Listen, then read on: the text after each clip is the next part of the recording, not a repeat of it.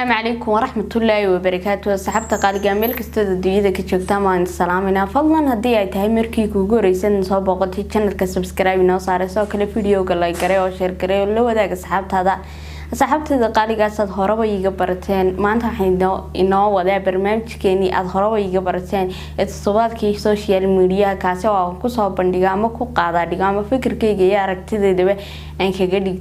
dhiibto hadba social media waxa maanta dhex socday ama todobaadka dhex socday hadaba maanta waxaan idin wadaa barnaamijkeena todobaadkii social media oo aad u haystay in social media hadii aan ku horeeyo waxaan ka hadli doonaa inankeenii Bilaal Bulshaawi oo la quraan saaray iyadoo laga quraan saaray maxaa la yiraahdaayay xarigii yacni Hargeysa lagu xiray runaantii waa wax aad iyo aad iga yaabiyay igana qostiyay maanta aan ku arkay social media iyadoo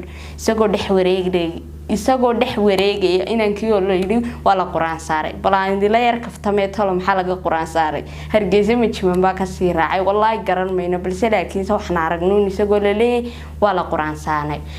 runaantii in hooyadii buu la joogay asxaabtiisii aad iyo aad bay u faraxsanaayeen hooyadiina aad iyo aad bay ugu faraxsanayd sida oo kale maxaa la yiraahdaayay wuxuu sheegay in aan marnaba filaneyn in maxaa la yiraahday koob shaha lagu xiri doono balse laakiin shucuurtiisu ay u kacsanayd oo uu faraxsanaa markii uu duubay clipka balse laakiin aanu islahayn koobka shaha ayaa lagu xirayaa su'aal kale la weydiiyay oo ahayd Hargeysa maad ku noqonaysaa wiili Hargeysa waan ku noqonayaa sababta aanu tagaynay waxay ahayd inaan kaga dhabeeyo isdhexgalkii dhalinyarada sidoo kale wuxuu sheegay inaanay noqonaynin markii ugu dambeysay ee uu Hargeysa imaade ee marar kale badanna uu iman doono hadii Ilaahay soo kale wadan kasta oo kamida shanta Soomaaliyeedna uu tag doono hadii Ilaahay dhaahdo asxaabtada qaaliga hadan kaga imaado qodobkeeni koowaad halka qodobkeena labaad waxa weeyaan asxaabtada qaaliga qodobkeena labaad waxa weeyaan isagana sidoo kale qamar suugaani oo maxkamad la soo taagay kaasi oo 7 cisho rumaana loo jaray runaantii inkastoo xarigaasi aad iyo aad u qaladaha aynaan garaneyn ilaa maaya abtuno waxa lagu haystay inanka fanaanka balse laakiin wixii dambe ka soo kordha waynu la socon doonaa sidoo kale hooyadii baa hadashay iyadoo sheegtay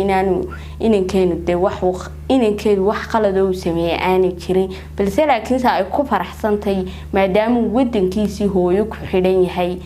ay dawladda Soomaaliland iyo dawladda madaxda ka madaxweyne Muuse Biixi Cabdina ay ka codsatay inay inankeedu u soo deyn doon ay u soo daayaan sa ugu dhaqsiyaha badan leh maadaama aanu lahayn wax dambiya runaantii anaguna ismalihin wax dambiyo leeyahay balse laakiin wixii ka soo kordhay wixii lagu haystaba waynu ogaan doonaa gadaalna oo nidii soo socodsiin doonaa hadii Ilaahay dhaahdo